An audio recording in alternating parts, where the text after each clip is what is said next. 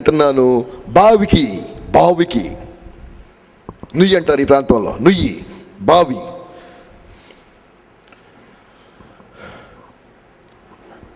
ప్రియమైన యవనస్తులారా, సహోదరి సహోదరులారా, విపరీతమైన ఆవేదన అనుభవించాను నేను. భయంకరమైన ఆక్రాంతిని అనుభవించాను నేను. నా పరిస్థితి ఎంత దారుణమైపోయిందంటే పగలు కూడా ఇంట్లో నుంచి బయటికి రాలేని పరిస్థితి. దాదాపు 4 రోజులు భయం. ఏదైనా కదిలిందంటే భయం, ఏదైనా లైట్ వెలిగిందంటే భయం. భయపెట్టే ఆత్మ ప్రీతంగా నన్ను ఇచ్చేసింది. ఆ తర్వాత కొద్ది కాలానికి కొంచెం రికవర్ అవుతున్నాను. ఈ సినిమాలు చూపించే దెయ్యం, సిగరెట్లు దాపించే దెయ్యం మాత్రం నన్ను విడిచిపెట్టట్లేదు. చాలా భయంకరమైన స్థితికి, క్లాసులు ఎగ్గొట్టి, కాలేజీలు ఎగ్గొట్టి, చెడు సావాసాలు తిరిగి, ఒక క్రిస్మస్ పండుగ రోజున, నాకు అప్పటి వరకు ఈ 2 అలవాట్లే. ఒక క్రిస్మస్ పండుగ రోజున నా ఫ్రెండ్ నాతో అన్నాడు, ఒరే క్రిస్మస్ పండగ రోజు కూడా తాగకపోతే అసలు నువ్వు మొగోడువేనా? ఆ మాట నాకు పౌరుషం వచ్చింది. మొట్టమొదటిగా క్రిస్మస్ పండగ రోజున నేను బ్రాందీ తాగాను. ఒక కఠినమైన సత్యం ఏంటంటే, క్రిస్మస్ పండగ రోజున అనేక మంది యవనస్తులు మొట్టమొదట పాపానికి పరిచయం అవుతారు. క్రిస్మస్ పండగ రోజున అనేక మంది సిగరెట్లకు అలవాటు పడతారు. క్రిస్మస్ పండగ రోజున అనేక మంది తాగుడుకు అలవాటు పడతారు. క్రిస్మస్ పండగ రోజున అనేక మంది క్రైస్తవ యవనస్తులు పాన్ పరాగులకు అలవాటు పడతారు. నేను చెప్తున్నా కదా, అంత పూర్తిగా చెప్పాలంటే చాలా ఉంటుంది. ఒక రోజున నేను సినిమాలు చూద్దామని చెప్పి, అప్పుడు మా నాన్న చెప్పాను కదా, మా నాన్న రిజిస్టర్ డిపార్ట్మెంట్లో పనిచేస్తూ ఉంటాడు. కుప్పలుగా డబ్బులు వస్తాయి, లంచాలు. ఏం చెప్పండి, ఏంటవి? లంచాలు లెక్క లేకుండా వస్తాయి. నేను కొంచెం పెద్దసరికి గమనించాను, మా నాన్నకి లెక్క ఉండదు అని. లెక్క లేకుండా మా నాన్న రాత్రులు లేచి ప్రత్యేకంగా డబ్బులు తీసుకునేవాడిని. మళ్ళీ వెళ్ళిపోయేవాడిని, గుంటూరులో సినిమాలు చూస్తూ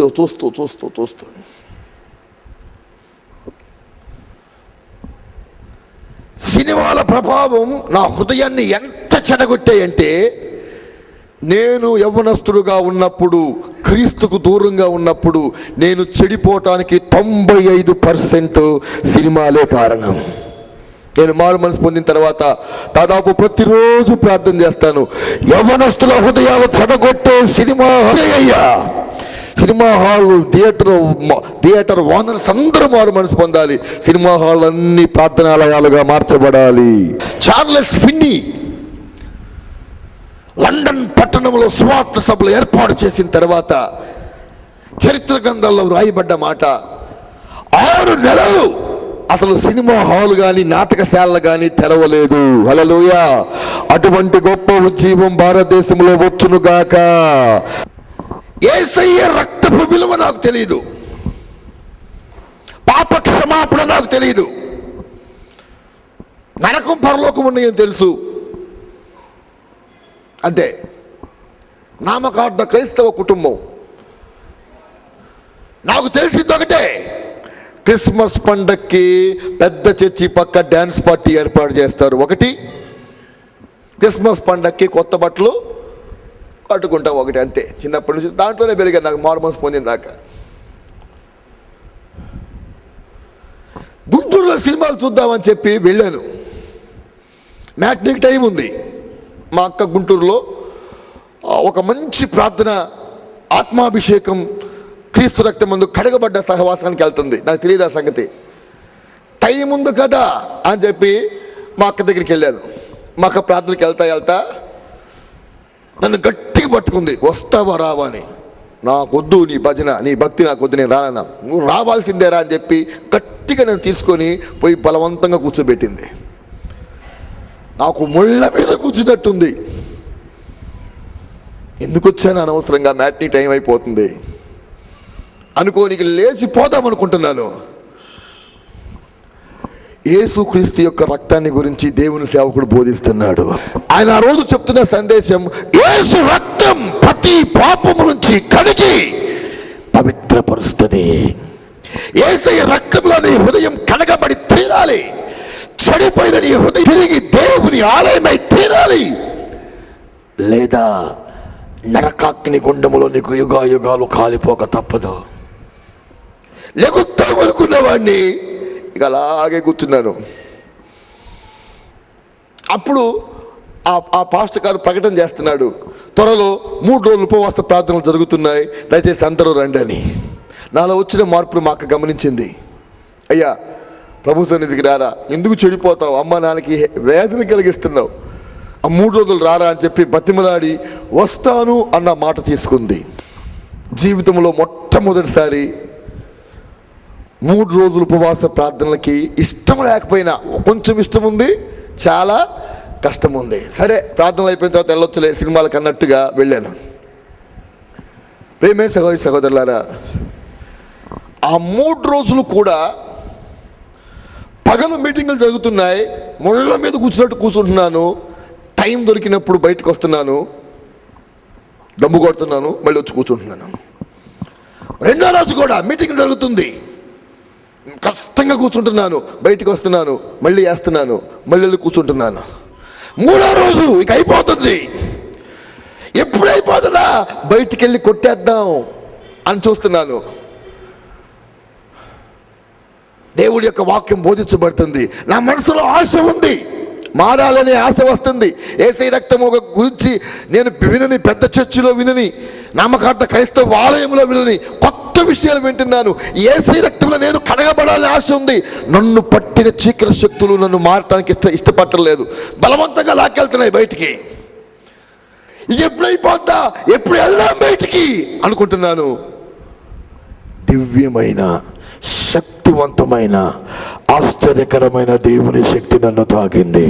నాకు ఎలాగుందంటే, యేసయ్య రక్తం నా హృదయంలో అలాగ పడిపోతున్నట్టుంది. అందరూ ప్రార్థన చేయండి, దేవుని సేవకుడు చెప్తాడు, ప్రార్థన చేయండి, ప్రార్థన చేయండి, వ్యసనాలు ఉన్నా సరే ప్రార్థన చేయండి, మీ వ్యసనపు గట్లు ప్రభు దిస్తాడు. యేసయ్యాన్ని రక్తంలో కడగమని అడగండి. నేను చెప్తున్నాను, ప్రభువా నేను మారుకోలేకపోతున్నాను అయ్యా, నాకు మారాలని ఉంది కానీ నేను మారలేకపోతున్నాను ప్రభువా, సినిమాలు చూడకుండా ఉండలేను, సిగరెట్ లేకుండా ఉండలేను, నాకు సహాయం చేయ్యా అని చెప్పి హృదయపూర్వకంగా చేయట్లేదు.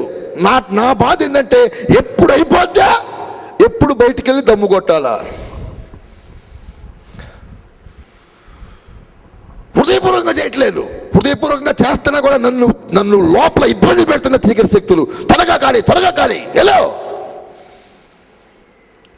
అలాగే చేస్తున్నాను. ప్రభువా ఈ రక్తంలో కడుగాయి అంటానే ఉన్నాను.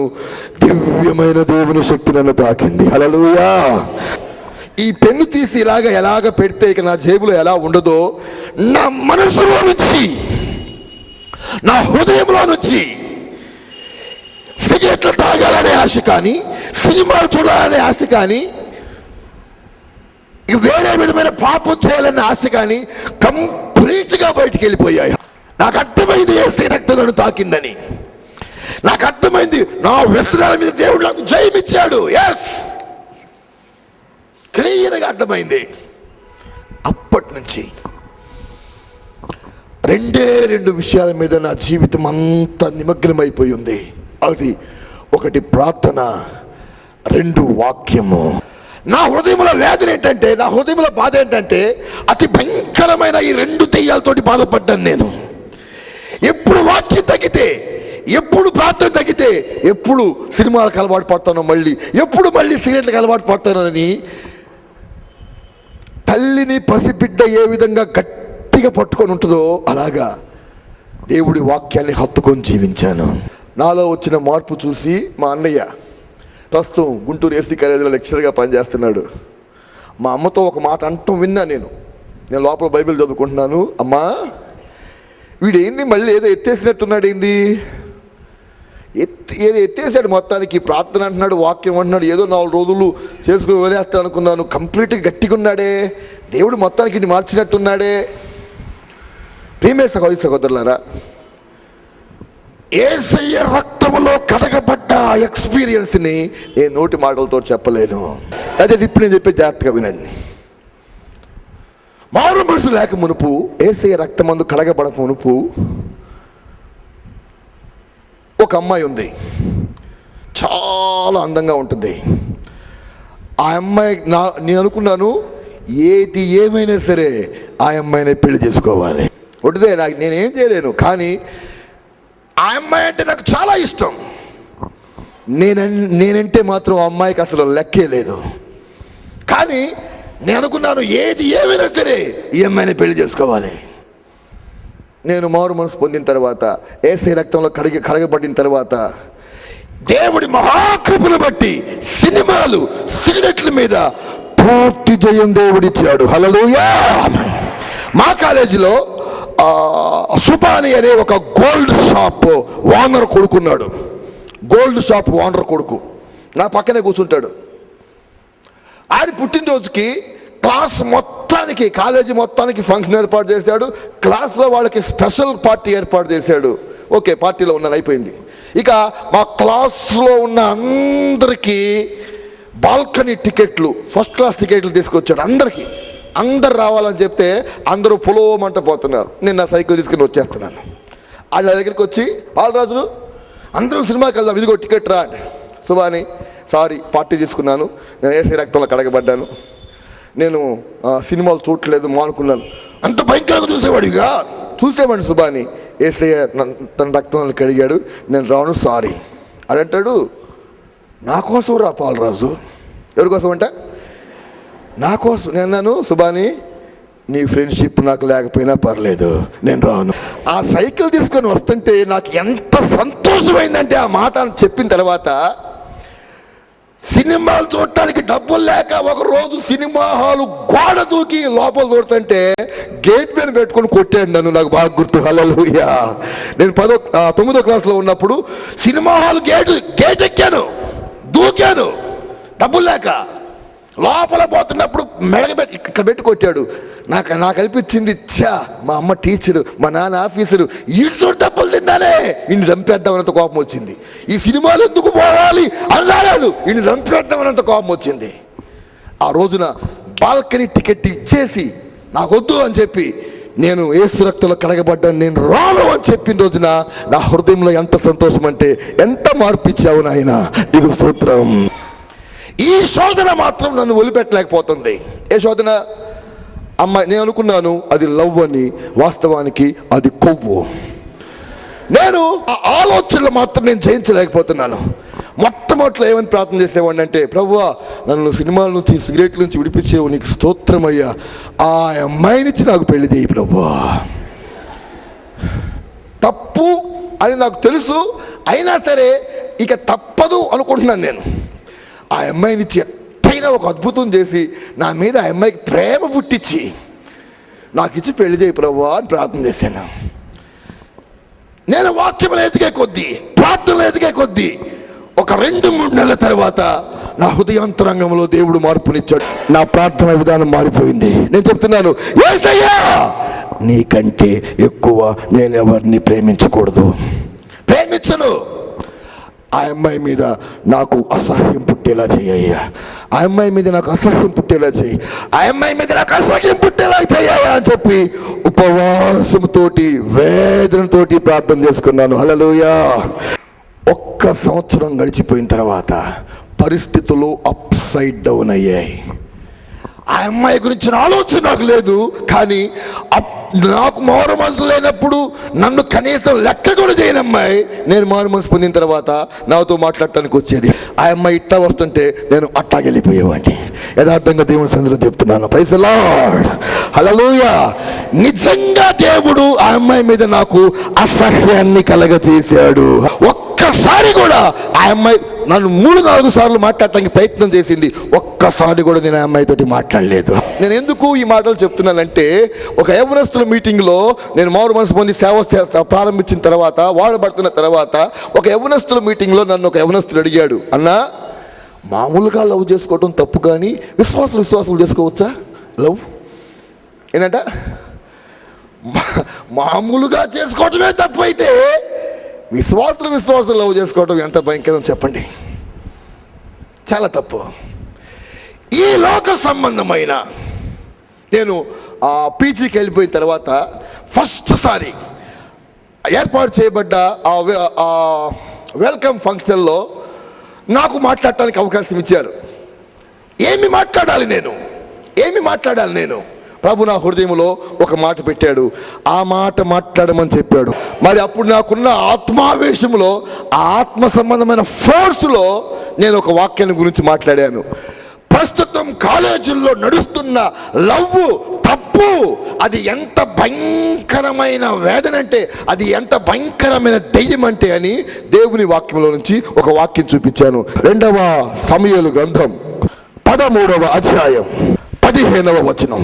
అమ్నోను ఇలాగు చేసిన తర్వాత ఆమె ఎడల అత్యధికమైన దేశము పుట్టి అది వరకు ఆమెను